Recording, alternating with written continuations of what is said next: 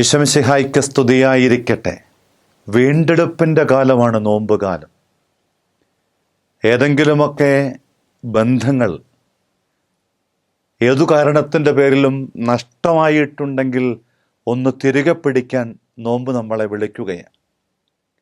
ധൂർത്തപുത്രൻ്റെ നഷ്ടമാകലിനെക്കുറിച്ച് വചനം പറയണത് അപ്പൻ്റെ പരിപാലനയിലും സംരക്ഷണയിലുമൊക്കെ സർവമുണ്ടായിരുന്നിട്ടും നഷ്ടപ്പെട്ടു പോകുന്നു.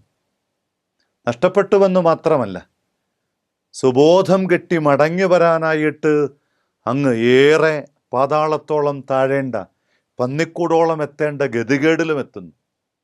സങ്കടകരമാണ്. ഈ നോമ്പുകാലത്ത് എന്നെയും നിങ്ങളെയും തമ്പുരാൻ ചേർത്ത് പിടിച്ചുകൊണ്ട് ഇതേ കാര്യം ഓർമ്മപ്പെടുത്തുകയാണ്. ഏതെങ്കിലും വിധത്തിൽ ഈ ദൈവിക സുരക്ഷയുടെ, ദൈവിക പരിപാലനയുടെ ഇടങ്ങളെ നാം നഷ്ടപ്പെടുത്തിയെങ്കിൽ, ധൂർത്തൻ്റെ നഷ്ടമാകലിനെ കുറിച്ച് പറയുന്നത് അഹന്ത കൊണ്ടാണ്. താൻ എന്തോ ആണെന്ന്, തന്നെ കൊണ്ടൊക്കെ പലതും കഴിയുമെന്നൊക്കെ മനസ്സ് വല്ലാണ്ട് ഓർമ്മപ്പെടുത്തിയപ്പം ആ വീടും വീട്ടുകാരുമൊക്കെ നൽകിയ, നാടും നാട്ടുകാരുമൊക്കെ നിന്ന അനുഗ്രഹത്തിൻ്റെ ഇടം വിട്ട് തെല്ല് ദൂരേക്ക് പോയെന്നൊക്കെ വചനം പറയുന്നുണ്ട്. ഒരു കാര്യം നമുക്ക് മനസ്സിൽ ഉറപ്പിക്കാം: എൻ്റെ ബന്ധങ്ങളെ ഒന്നുകൂടെ ആത്മശോധനയ്ക്ക് വിഷയമാക്കാൻ, തെല്ല് മെച്ചപ്പെട്ട ബന്ധങ്ങളിലേക്ക് നമ്മുടെ നാളെയെ ഒന്ന് രൂപാന്തരപ്പെടുത്താൻ നോമ്പിലൂടെ നമുക്ക് സാധ്യമാകുന്നെങ്കിൽ എത്രയോ അനുഗ്രഹീതരായി നമ്മളൊക്കെ രൂപാന്തരപ്പെടും. ചില നഷ്ടബോധങ്ങളൊക്കെ നമ്മളെ തിരിച്ചറിവിലേക്ക് തിരിച്ചു കൊണ്ടുവരും. ധൂർത്തന് ആദ്യ നാളുകളിലൊന്നും ആ നഷ്ടബോധങ്ങൾ ഉണ്ടായിരുന്നില്ല.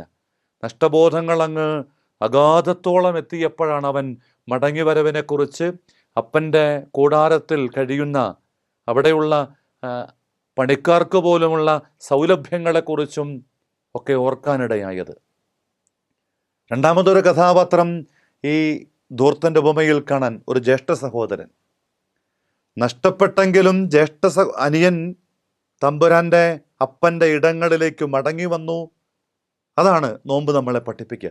എന്നാൽ ഒപ്പമായിരുന്നിട്ടും ദാസൻ്റെ മനസ്സോട് കൂടിയിട്ട് ജീവിച്ചു കടന്നുപോയ, ജീവിച്ചുകൊണ്ടേയിരിക്കുന്ന, അത് പരിഭവമായി പങ്കുവയ്ക്കുന്ന ജ്യേഷ്ഠൻ്റെ അനുഭവം, രണ്ടും നമ്മുടെ ചിന്തയിൽ ഉണ്ടാവട്ടെ. നഷ്ടങ്ങളൊക്കെ ജീവിതത്തിൽ സംഭവിക്കാം, പക്ഷേ തിരികെ വരാനും വീണ്ടും അധിക തീക്ഷ്ണതയോട് കൂടിയിട്ട് അനുഗ്രഹത്തോടുകൂടെ ജീവിക്കാനുമൊക്കെ ആവട്ടെ. ധൂർത്തൻ്റെ ഈ കഥയ്ക്ക് ഒരു രണ്ടാം ഭാഗം കേട്ടത് ഓർമ്മയിലുണ്ട്. ഇത് മറ്റൊന്നുമല്ല, ധൂർത്തപുത്രൻ പിന്നീടും വഴിതെറ്റാനായിട്ടുള്ള ശക്തമായ പ്രലോഭനത്തിലൂടെ കടന്നുപോയപ്പം പണ്ട് പറ്റിയ അബദ്ധം അവൻ തിരുത്തുകയാണ്. അവൻ ഉടനെ തന്നെ പോയി അവൻ്റെ അപ്പനോട്, ഇങ്ങനെ എൻ്റെ ഉള്ളിൽ പല വിചാരങ്ങൾ പല വിധത്തിൽ കടന്നു വരുന്നുവെന്ന് പറയുന്നു. അപ്പൻ അവനെ ഇങ്ങനെ ചങ്കിലേക്ക് ചേർത്ത് പിടിച്ചിട്ട് അധികം മിണ്ടാതെ സ്നേഹത്തോടെ അല്പനേരമായിരുന്നു. അവൻ ആ തിരുത്തലിന്, ആ ചേർത്ത് പിടിക്കലിനെ അനുഗ്രഹമാക്കി മാറ്റി. നമുക്കും ഈ മടങ്ങിവരവിൻ്റെ ആഘോഷം, അനുഗ്രഹം സ്വന്തമാക്കാൻ നോമ്പിനെ സ്വീകരിക്കാം. വീണ്ടെടുപ്പിൻ്റെ കാലമാക്കി നോമ്പിനെ മാറ്റാം.